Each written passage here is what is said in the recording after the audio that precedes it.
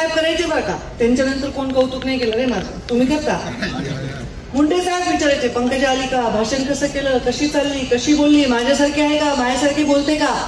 मी सगळं तुमच्यासारखं करते, फक्त खिशातून कंगवा काढून केस नाही विचारताय. सगळं सगळं त्यांना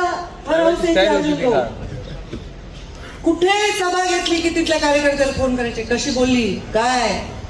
काही सगळ्या ठिकाणी लोक म्हणाले साहेब आज तुमचं काही काम नाही, आम्ही ताईंवर भागवतो. सगळे तसे म्हणायचे. एक दिवशी मला म्हणले आता माझं काही काम नाही, म्हणले माझी शेवटची निवडणूक आहे.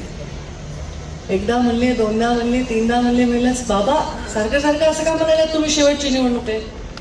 तर मला म्हणले ज्या हातात समाज म्हणजे जात नाही बरं का, जात नाही, इथे सगळ्या जाती धर्माचे लोक आहेत. ठीक आहे माझे पाहुणे रावळे असतीलच, आता ज्याचं त्याला प्रेम असतंच आहे, जात नाही ती जात, पण जातीवादी नाही आम्ही, जात नाही समाज म्हणते.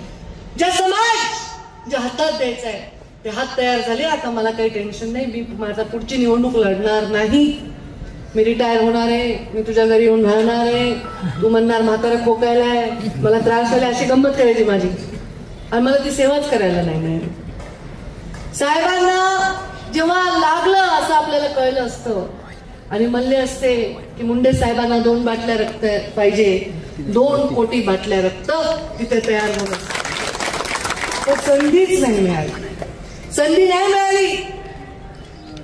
तेव्हा मी राजकारणात काम करते बघा. राजकारण आहे, राजकारण म्हणजे गढूळ पाण्यात कपडे धुण्यासारखे.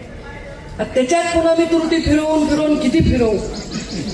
आता ठरवून सुपारी असते, लोक बोलतात, आरोप करतात, काहीही बोलतात, येणं न घेणं कशातही आपलं नाव ओढतात.